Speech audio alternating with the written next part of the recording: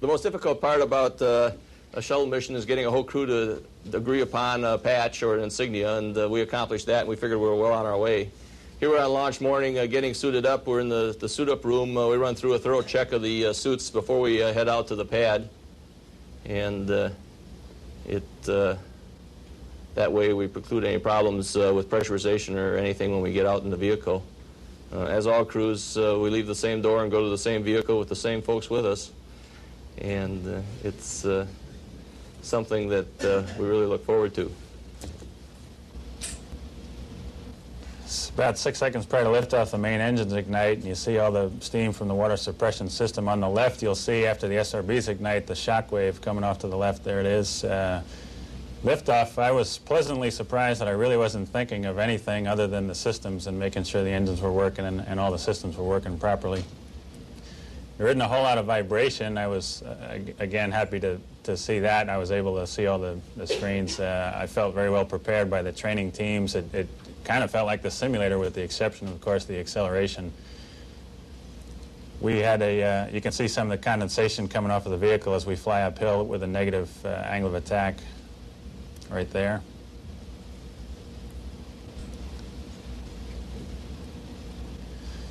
We had a camera under the belly of the vehicle looking towards the external tank, and you can see from that very wide-angle camera the solid rocket boosters leave from the stack after about two. They have separation motors that looked to me like they were pointed right at my window. So I looked back inside and looked at the rest of the screens on the way uphill. I didn't want to see rockets that big. You see some of the ice floating around as the external tank comes off after the fuel is expended. This is on orbit after 8.5 minutes. Again, from that same camera in the belly of the vehicle. Kind of a unique view of the external tank going down. This is the one part of the whole system that is not recovered. It breaks up in the atmosphere and lands in the Pacific Ocean in our case.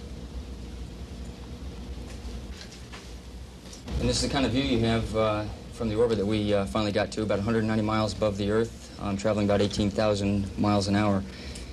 In fact, that's pretty much the way we saw it for most of the time we were up there. There was a lot of clouds for the entire 11 days that we were up there. First major event that we had was the CINCOM deploy. It occurred about 25 hours into the mission. That required some people in the aft end and some people in the front end working that. You can see CINCOM coming out. It's translating away at about 1.5 feet per second. It's rotating at about 1.7 revolutions per minute. It's 14 feet in diameter, about 15,000 pounds. About 80 seconds after deploy, there's an Omni antenna that will come out on that, and then about 6 minutes, 35 seconds later, the spacecraft will spin up to about 33 revolutions per minute. You can see the Omni antenna is out at this time. It's got a solid rocket motor on it that 45 minutes after deploy will initiate its journey on up to geosynchronous orbit. It actually took several burns to get it all the way up there. And as I said earlier, CINCOM is up on orbit right now. It's being checked out, and so far everything is looking good. LDEF satellite, of course, had been at this time flying for 5.5 years all alone, gathering data. We came along and disturbed its peace. We tried not to disturb it too much. We had been training for the rendezvous for about a year, and I just didn't believe it was really going to be there, and suddenly it appeared, and it was in the correct position. Flew the first part of the rendezvous from the forward part of the cockpit. Then we'll float back to the aft part to perform the final part of the rendezvous visually, looking out the overhead windows. What we're using in the aft station, we have controls much like the forward station. For the rendezvous, essentially all we use is a translation hand controller, which you may not be able to see in this view, but it's under the left hand and it gives you translation in 3 axes.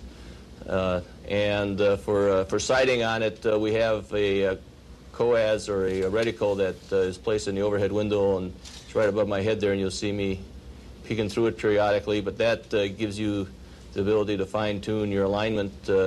Here we're past the velocity vector and coming up towards the R bar or the radius vector on top of the LDEF. We didn't really get any shots as we approached it during the night, but here we're downwind pretty close during the daylight portion and trying to bring the arm and the end effector camera up in the position where we can see the grapple fixture and target. I'm at the aft station on the right there, controlling the remote manipulator system. I have both a translational hand controller and a rotational hand controller, and actually fly the arm very much like an airplane. There's a camera on the end of the end effector, and it displays its view to the monitor, and I think some of you probably saw that on the downlink. Again, Dan did an excellent job of getting me right there in the vicinity, so all I had to do was rotate the end effector about 180 degrees to align to the target, and using a vernier rate come in and make the grapple. Got over the pin, pulled the trigger. Everything worked correctly. We got all the right indications that we had a good grapple. And as soon as we made contact there and closed the snares, then we put the brakes on. You can see it's that's the target that we aligned through the camera. And we've made close contact. That's the snares closing. It'll eventually payload against the end effector, and then we have the brakes on. From this point on, then we went into the photographic survey. First, I started positioning the LDEF over the center of the bay to protect it. Jim went ahead and started his maneuver, and Marcia started taking pictures of those individual trays. The data that they wanted was our perceptions of how this thing looked, and also photographs of each one of the trays of the 57 experiments on there. And so in about a 3 or 4 hour period, I figure I probably shot 700 frames of 70mm film, documenting each one of these trays under different light levels as Bonnie rotated it on the arm around its different positions. And here you see the berthing sequence. We took everything very slow, very carefully. The payload is 14 feet in diameter, and the payload bay is 15 feet. So we lined it with the payload bay, rotated around, and put it down in the latches. And as the sun sets, we have it securely placed in the payload bay, and we have recradled the arm. It was the end of that day. The one experiment that we did on everybody every day is this American flight echocardiograph experiment. And this looked at an ultrasonic image of the heart. David and Bonnie and I were operators, and so we did our own echoes, and then we would operate on Dan and Wex. Here's David doing himself here. We sort of all had learned in training where the particular spot was where your heart ought to be, and the heart shifts around a little bit in space, so we had to go looking for it. This is the image you get on the screen, and then we bring this data back, recorded, for the investigator, and he makes measurements of this to determine how the heart changes.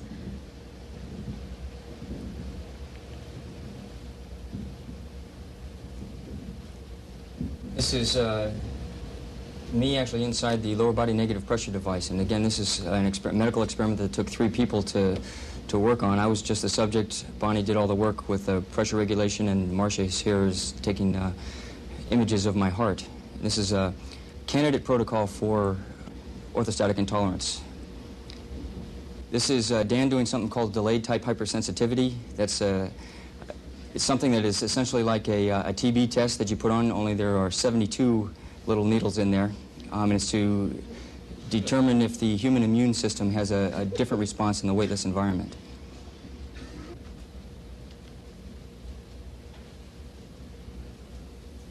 We tried to time this perfectly so that we would do this 48 hours prior to landing, and then the principal investigator would read or actually analyze the results once we got back. However, we had a wave off of 1 day, and so Dan had to be the investigator and analyze it the night before we actually did come home. It really looked much worse than it really is.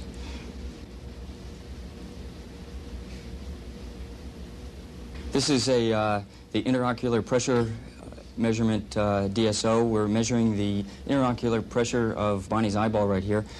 This is, again, to test the fluid shift, to see how the fluid shift affects the pressure in the inside of your eyeball. This is Jim Weatherby doing the salivary pharmacokinetics of scopolamine and dextroamphetamine, which is just trying to understand a little bit better how drugs are absorbed, distributed, and eliminated from the body. He took some scope dex, and then over a period of time, over every 30 minutes or hour or so, he had to swab a cotton ball in his mouth and collect the saliva and put that in there, and that's going back to the investigators.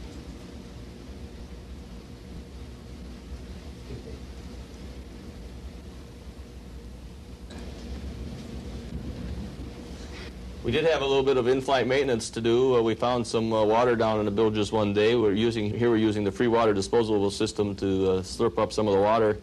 We put a fix on it, and we'll show you this a little bit better in a still photograph to keep the water from getting away in future times. And periodically throughout the mission, we had to go down and do that.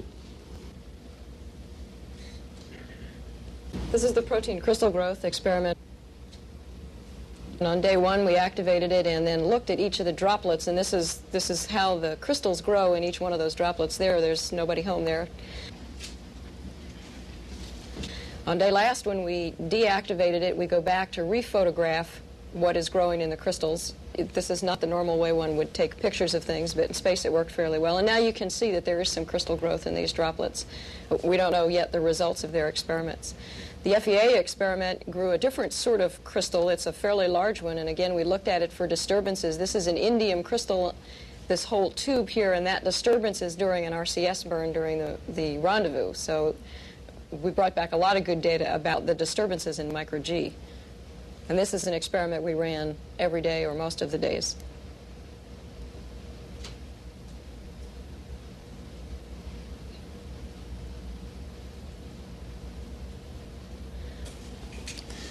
This is the bread mold. There were some, he was looking at the effect of both gravity and light, or lack of gravity and lack of light, on the circadian rhythm of his test subject here. And so the ones wrapped in red didn't see a light pulse. Then there were some clear tubes that did see a light pulse. We marked the growth front basically in each of these tubes, and then we photographed them up close. Since they continue to grow as the days go by, he wanted to see what would happen on day 7 and day 9 and day 10.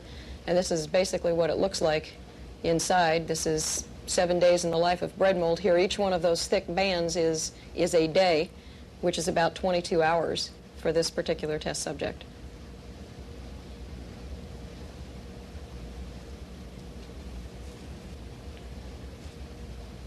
The IMAX camera is not your standard camera. It weighs 85 pounds when you're on Earth, and it's fairly large. The film is 3 times wider than normal movie film. Took a little while to load, and you can see it's fairly unwieldy to hold, but it takes an incredible picture. We shot both indoor, which you see here, and then we shot some outdoor movies. This is an oblique view of the Namib Desert, which was one of the places we saw frequently not covered by clouds. We carried a number of other cameras and did a fairly extensive film test. Probably carried 16 different kinds of films that we have not flown before. Carried 2 additional long lenses, an additional camera body, looking at different camera types and shutter speeds and film speeds, and trying to improve the product we bring back from space. This is a 500 millimeter lens on the Hasselblad that I'm shooting here. And that wasn't as hard to use as it looks once you get the hang of it. And again, here's a nadir view of the same desert. And you can sort of see what we looked at. We'd get some good view of dirt, and then there'd be clouds. We saw clouds for 11 days. Here I am, that's my film table in the back, with about half of my film backs and canisters and so on. This is the Panama Canal under those clouds. And again, we felt fortunate to see that much dirt. This is basically what we looked at, this sort of picture, for most of the flight. But that was okay. Part of our medical objectives were to look at the effects of treadmill operations, or actually exercise on orbit. And we had 3 people who did routine exercise on orbit. We also wanted to see how the treadmill affected the microgravity disturbance experiment, and we didn't have transducers. We had wax here free floating, so in order to find out what forces there were, I grabbed a hold of it, and I think we've got the directions pegged. We wear, of course, the launch and entry suit for launch and entry. It's a big, giant rubber suit. One of the concerns I had, being so tall, they tell me that you grow a couple of inches on orbit, or a couple of percent. I really had no difficulty getting into the suit, as you can see. seemed to fit pretty well. Once I got my hand out, Marcia was making sure I didn't bump into anything while I still had my eyes inside the suit. The neck dam that we wear kind of squishes in on your neck, and so it's very difficult to get your head through the neck dam, and then it finally comes and you have both of your ears still attached.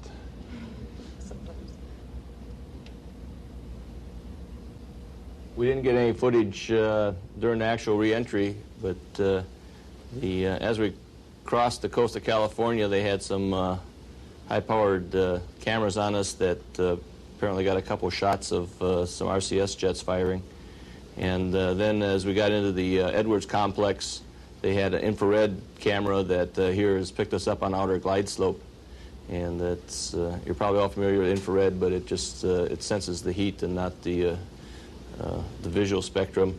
So anything that's real white is real hot, and as you see the wheels touch down, you see the instant they touch down, they heat up and they'll turn quite white. You can see here that they're in fact down. The PLT did his primary job and got the gear down, and it's real obvious there the gear just touched down. Then they cool off a little bit apparently as they roll out, and then they heat up again as you apply the brakes. From this you can see the wing leading edge, the nose, and the windows have probably retained heat the longest of re-entry. The flashes you see on top are the exhaust from the APUs, and you can kind of pick out the side of the vehicle. The hinges from the payload bay doors, which are metal and not tile, stay hot longer, and you can see the little white spots down the hinge line, and various other materials that retain or transmit the heat away faster. Is kind of an interesting view. We double back and I'll show you also the landing in the visual spectrum, only because you don't see it very long, but Edwards usually is the desert and quite dry. However, the night before we'd had fog. This particular night there was the possibility of fog later in the evening, so there was quite a bit of humidity in the air. And that's obvious as you see the condensation on the wings and coming off the wingtip vortices as you come in to land. So it's kind of a interesting and eerie sight.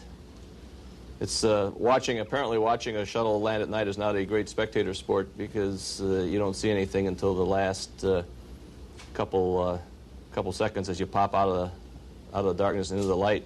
However, the spectators in the immediate vicinity report that from about 30,000 feet to touchdown you can hear it. Apparently the air coming across the wings is rough enough that it causes some turbulence and burble that gives an audio.